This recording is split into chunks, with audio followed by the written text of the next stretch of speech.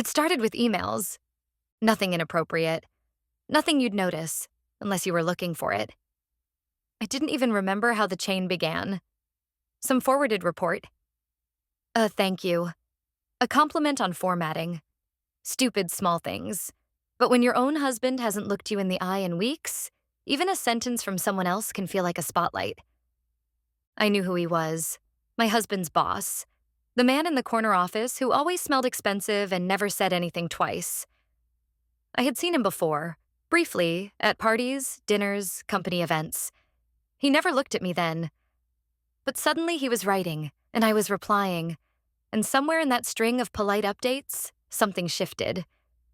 He started asking about my work, then my hobbies, then my opinions. I should have stopped. I told myself I would. But attention is addictive, especially when you've been invisible for so long.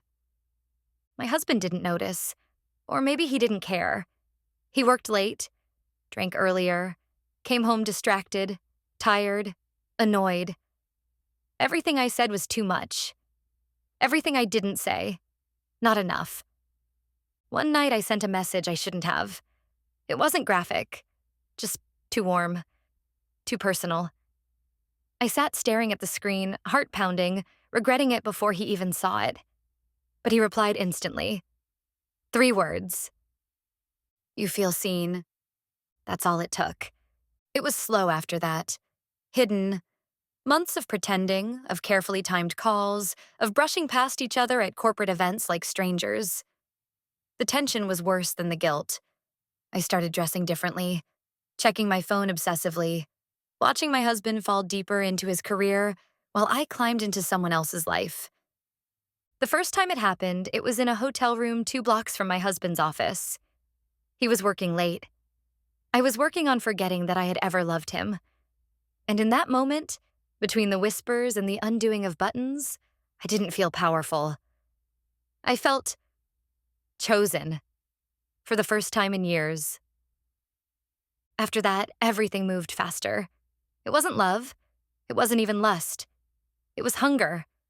For validation, for escape, for anything but the flatness of my real life. He promised nothing. I asked for nothing.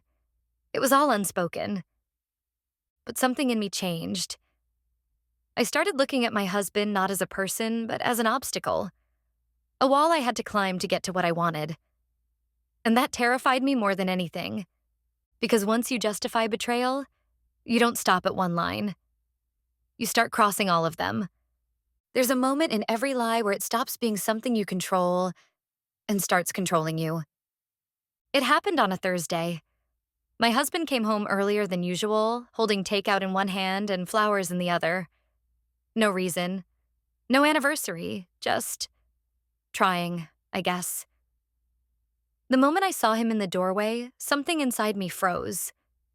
Not out of guilt, but because I realized I didn't want to be seen anymore. Not by him. He talked. I smiled. We ate. I nodded in all the right places. But my mind was elsewhere. In another office, another message, another set of hands that knew exactly where not to touch. The boss, let's call him David, started texting me after meetings. Little things. You looked incredible today. I can't stop thinking about Tuesday. Next week? Same time? I stopped deleting them. A part of me wanted to get caught. I wanted a reason to destroy the numbness, even if it meant destruction. But nothing happened. No confrontation, no suspicion, just silence. That's what makes emotional betrayal so insidious. It doesn't come with bruises or lipstick stains.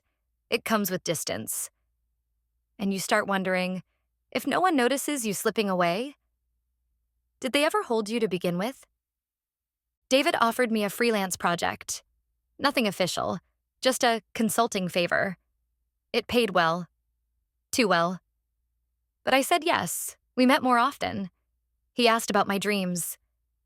No one had asked me that in years. I told him I used to write, used to draw. He said he'd love to see something. I lied and said I'd show him soon. I never did. but I started sketching again, late at night, while my husband snored beside me. I don't know if that was hope or cruelty. One night, David said something I can't forget.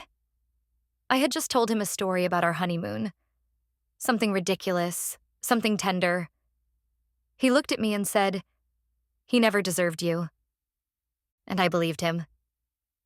I went home that night and sat in the parking lot for 20 minutes. I couldn't go inside. Not because I was afraid of being caught, but because I didn't know which version of myself I was walking in as. Wife? Mistress? Stranger? I chose silence. But silence has a weight. And eventually, it starts to crack. It unraveled faster than I expected. The company was restructuring. People were being moved. Positions were being evaluated. David looked calm through it all. Untouched. Composed. My husband was not. He came home every night a little quieter, a little smaller. He didn't say it, but I could see it. He was drowning, and he thought it was his fault. I wish I could say I tried to save him. I didn't. I was already gone. Living in the margins between text messages and hotel lobbies, pretending I was still someone's wife when I had already become someone else's secret. Then came the day he was fired. He walked into our bedroom holding a single manila folder.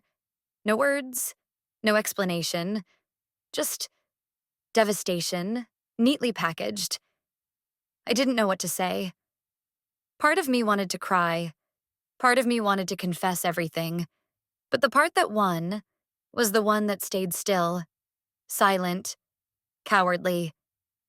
He asked, "Did you know this was coming?" And I said no. That was the last lie that mattered. He shut down after that. He found another job, eventually. A smaller company. Less pay.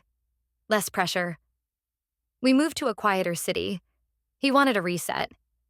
I followed, but I never really unpacked. David and I never spoke again. He deleted the thread, blocked my number. A clean exit for him. Not for me. I stayed married, technically. But in every way that matters, we became ghosts. We talked about groceries, not dreams. Schedules, not feelings. Some nights I'd watch him sleep and wonder if he ever guessed. If he ever woke up at 3 a.m. and replayed every late night, every cold glance, every missed signal, and saw the truth. But if he did, he never said a word. And maybe that's the worst part. Because when someone breaks your heart, you scream, you cry, you leave. But when someone erases your life quietly, day by day, and you let them, that's a different kind of death. Now I live with it. Not as a punishment, but as a fact. Like gravity, like regret.